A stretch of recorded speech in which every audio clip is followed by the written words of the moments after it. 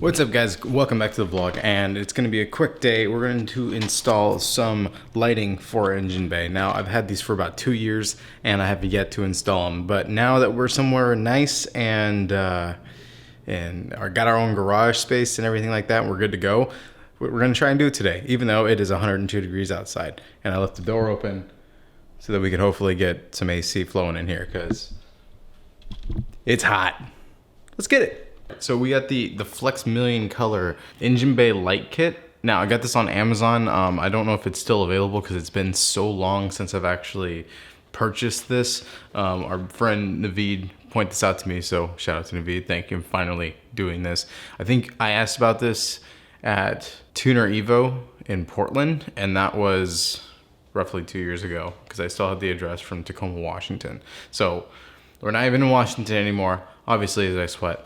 But we're gonna see if we can install this. It should be pretty simple. I should have a table here, but I don't, so I'm just gonna rock it like this. Looks like we have a lot of connecting wires, and then a module controller. It's got an install guide.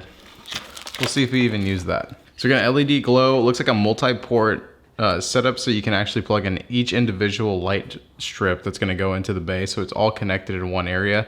And that way you don't have a bunch of wires running throughout the vehicle all to the battery. You're actually gonna have something to control it. And this is going to probably feed it power, as we have a positive and negative wire right there. And looks like just an easy connector. So we'll probably set this up somewhere near the battery, probably near the Bluetooth connector of the car, where we have our headlight, RGB controls, and also our airless suspension.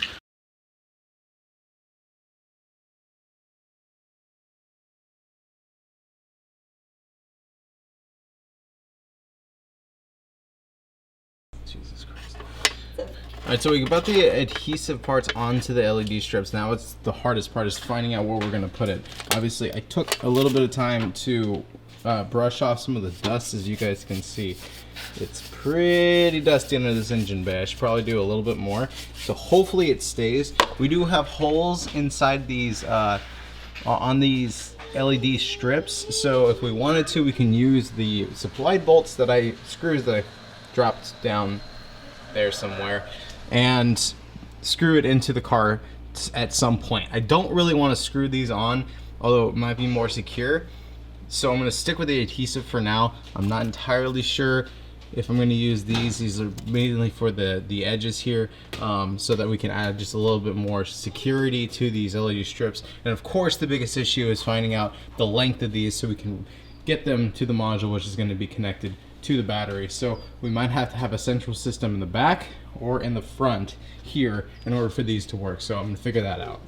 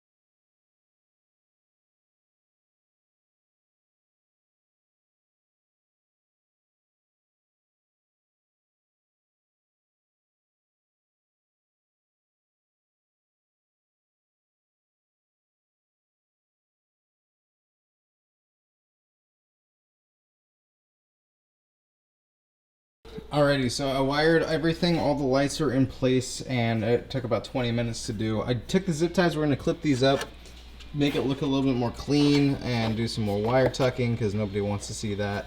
Everything is pretty much secure for the most part. I just got to give it power, test out the remote, and we're good to go. I mounted this right here because it was the most central location. A little bit too much wires in my liking, but it's decently low profile for the most part. I could have done a better job if I had more time, but fortunately my days are pretty short and this is what I have to work with. So let's give it power. Unfortunately, it doesn't seem like it gives us any power loops or anything to connect to a battery. I think I have some. I'm gonna go find them. We can figure that out.